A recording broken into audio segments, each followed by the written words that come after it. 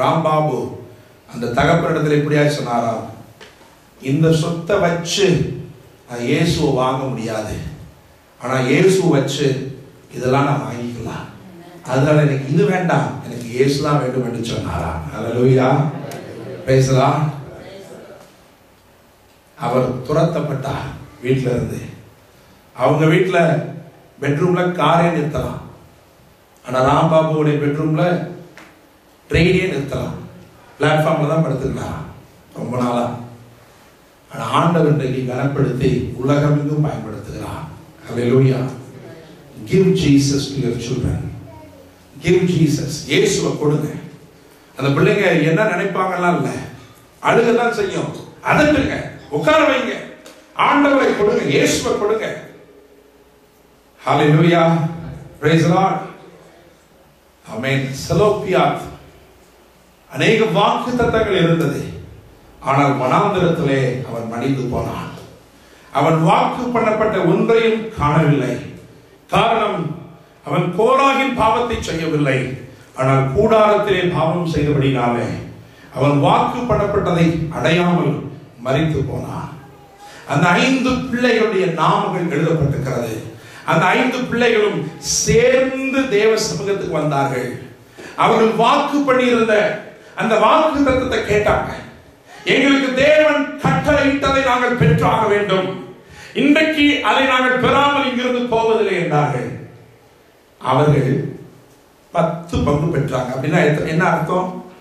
ஒரு ஆளுக்கு எத்தனை பங்கு? இரட்டிப்பான பங்கு, இல்லையா? இன்னைக்கு தெய்வ சமூகத்திலிருந்து நீங்க இரட்டிப்பான பங்கு பெற்றுக்கொள்ள என்னென்ன செய்யலாம் அப்படின்னா ஒரு 5 காரியம் இருக்கு. அந்த 5மே இந்த பேர்களுக்குள்ளேயே தான் இருக்கு. அதை மட்டும் நம்ம தியானித்து விளைத்து விடுவோம். இந்த 5 பேர், இந்த குமாரத்திகளுடைய பேர் 5 பேர் என்று எழுதியிருக்க 5 பேர்.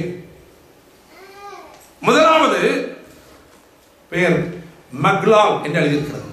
மக்லால் ஆண்டவரிடமிருந்து எதையாவது பெறணும்னா இந்த 5 விதத்துல தான் என்ன செய்ய முடியும், பெற முடியும்.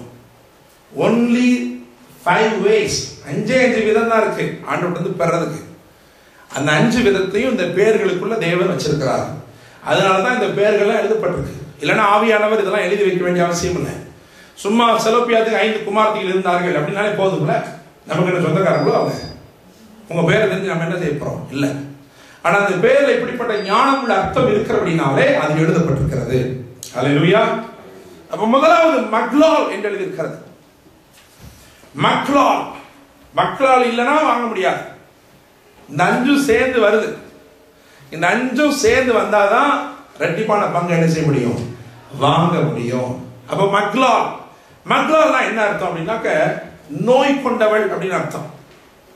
நோய் கொண்டவள், தொல்லைன்னு சொல்லலாம். தொல்லை, ஐயோ இந்த பிள்ளையோட தொல்லையா இருக்குன்னு சொல்றோம் இல்லையா, அது நல்ல பழக்கமா? இங்கிலீஷ்ல வந்து பெஸ்டரிங் சொல்லுவோம். அது நல்ல பழக்கம். ஆண்டவரை பொறுத்த வரைக்கும் அது நல்ல பழக்கம். எத்தனை பேர் ஆண்டவரை தொந்தரவு பண்ணிருக்கீங்க? அதெல்லாம் ஆண்டவரை போய் நாங்க தொந்தரவு பண்ணுவோமா? எங்க பிள்ளைங்களே நாங்க தொந்தரவு பண்ணக்கூடாதுன்னு சொல்லி வளர்த்துட்டு இருக்கும் பொழுது நாங்க ஆண்டவரை தொந்தரவு பண்ணுவோமா? ஆனா ஆண்டவரை தொந்தரவு பண்ணணும். எனக்கு நல்லா, அதாவது அடம் பிடிப்பது, புரியுதா?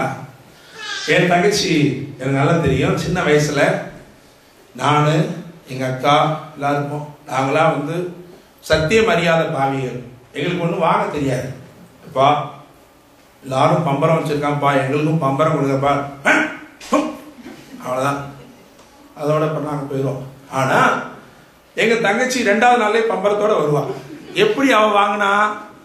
அவ முதல்ல கேட்பா, பம்பரம் கொடுங்க, பம்பரம் கொடுங்க. அப்படியே சொல்லி சொல்லி சொல்லி அனத்தி இன்னைக்கு ஆண்டவரை நீங்க தொந்தரவு பண்ணணும் தேவன் விரும்புகிறார். ஹல்லேலூயா, பிரைஸ் தி லார்ட். வேதத்துல அப்படி இருக்கிறது, அப்படி சிலர் இருக்கிறாங்க, தொந்தரவு பண்ணி வாங்கியிருக்காங்க. நீங்களே சொல்லுவீங்க கொஞ்சம் கொஞ்சமா. யாக்கோபு வாங்கலையா? யாக்கோபு யாப்போக்கி நதிக்கரையில ஆண்டவருடைய பாதங்களை பிடித்துக் கொண்டு போராட இல்லையா? ஆண்டவரை என்னை ஆசீர்வதித்தாலுடைய நான் போகவே விட மாட்டேன்னு சொல்லி வாங்கலையா? ஹல்லேலூயா. ஒரு ஸ்திரியை குறித்து, தெலீலாள் என்கிற ஸ்திரியை குறித்து வேதம் சொல்கிறது. நியாயாதிபதிகள் எழுதியிருக்க அந்த ஸ்திரீ ரகசியத்தை அறிந்து கொள்ளும்படி அவள் நித்தமும் சிம்சோனை அலட்டிக் கொண்டே இருந்தாள். கேட்டுட்டே இருப்பான், விடவே மாட்டான். ஒரு ரகசியம் எங்க, ஒரு ரகசியம் எங்க, ஒரு ரகசியம் எங்க, ஒரு ரகசியம் எங்கன்னு கேட்டு கேட்டு அவன் சொல்லியே விட்டான். புதிய ஏற்பாட்டிலே இயேசு கிறிஸ்து பின்னாக ஒரு ஸ்திரீ வருகிறார், கானானிய ஸ்திரீ. அவளை குறித்து வேதம் என்ன சொல்லுது? அவள் தேவன் என்ன செய்தாள்? தொந்தரவு செய்தாள். சீசர்களுக்கு பொறுக்கல. சீசர்கள் சொன்னாங்க, ஆண்டவரே இவன் ஏன் நம்ம பின்னாடி வந்து தொந்தரவு பண்ணணும் ஆண்டவரே. இன்னைக்கு தேவனை தொந்தரவு படுத்தி வாங்க முடியும் நீங்க. அல்லேலூயா. லூக்கா 18ஆம் அதிகாரத்தில் பார்த்திருக்கீங்களா? அங்கே எழுதப்பட்டிருக்கிறது, ஒரு நியாயாதிபதி இடத்துல திரும்ப திரும்ப திரும்ப திரும்ப திரும்ப கேட்டா அது நிச்சயமா என்ன செய்யும்? கிடைக்கும். அல்லேலூயா. ஆனாலும் தேவன் நம்முடைய சித்தத்தின்படிதான் தருவாரு. உங்க குழந்தை ஒரு கேக்கு கொடுங்க, கேக்கு கொடுங்கன்னு தொந்தரவு பண்ண நீங்க கொடுப்பீங்க. கத்தி கேக் கொடுத்தா கொடுப்பீங்களா? கத்தியை கேட்டா கொடுப்பீங்களா? இல்ல. தேவ சித்தத்தின்படி நீங்க வாங்கலாம், நன்மையை வாங்கலாம், பெற்றுக்கொள்ளலாம். எப்படி? ஒரு விதம் அவரை தொந்தரவு செய்வதன் மூலமாக. அல்லேலூயா.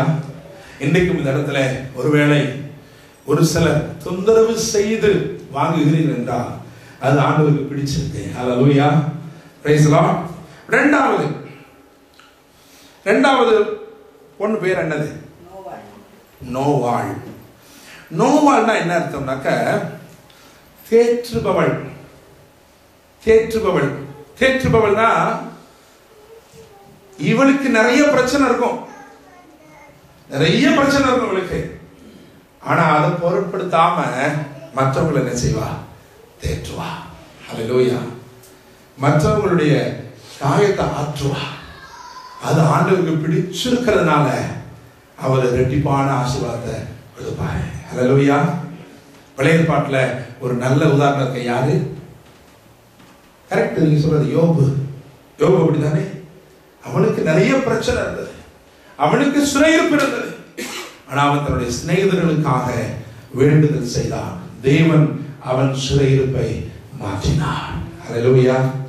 Praise the Lord. ஒருவேளை இன்னைக்கு நீ வாழ்க்கையில் அப்படித்தான் இருக்கிறாயும், நீ மற்றவர்களை தேற்றிக் கொண்டிருக்கிறாய், மற்றவர்களுக்கு ஆறுதல் சொல்கிறாய், ஆனால் உன்னுடைய வாழ்க்கையில இன்னும் விடுதலை இல்லையா? மற்றவர்களிடத்திலே நற்செய்தி சொல்கிறாய், ஆனால் உனக்குள் சமாதானம் இல்லையா? மற்ற குடும்பங்களுக்காய் ஜெபம் பண்ணுகிறாய், ஆனால் உன்னை குடும்பத்துக்குள் பெரிய போராட்டங்கள் நடந்து கொண்டிருக்கிறதா? நீங்க ஆண்டவருடைய வார்த்தைகள் நேராக வருகிறது. ஆண்டவரை இறுக பிடித்துக்கள். நீ தேற்றுகிறவராக இருந்தால் அது ஆண்டவருக்கு பிரியமா இருக்கிறபடினால உனக்கு ஆண்டவர் அற்புதத்தை செய்வார். அல்லேலூயா. Praise the Lord. மூன்றாவதாக என்னது? ஒக்லா. இங்கிலீஷ்ல ஹோக்லா என்று எழுதியிருக்கு. ஒக்லா என்றால் என்ன அர்த்தம்னாக்க நடனமாடி ஆர்ப்பரிப்பவள். அல்லேலூயா. அது சரிப்பட்டு வராது. நடனமாடி ஆர்ப்பரிப்பவள். இந்த சர்ச்சில் எத்தனை சின்ன பிள்ளைங்க இருந்தாங்க, நான் பார்த்தேன். எல்லாரும் ஓடி போனாங்க. இங்க இதுக்கு சண்டே ஸ்கூலுக்கு அதுக்கு போயிருக்காங்க. அந்த பிள்ளைங்களுக்குலாம் அழகா டேம்பரின் டான்ஸ் சொல்லி கொடுக்கலாமே, சொல்லி கொடுக்கலாம். See, there is only one tradition, and that tradition belongs to worship God in all possible ways. Hallelujah. Praise the Lord. ஒரு விதம் தேவனிடத்தில் இந்த இரட்டிப்பான பங்கை பெற்றுக்கொள்வது எப்படி?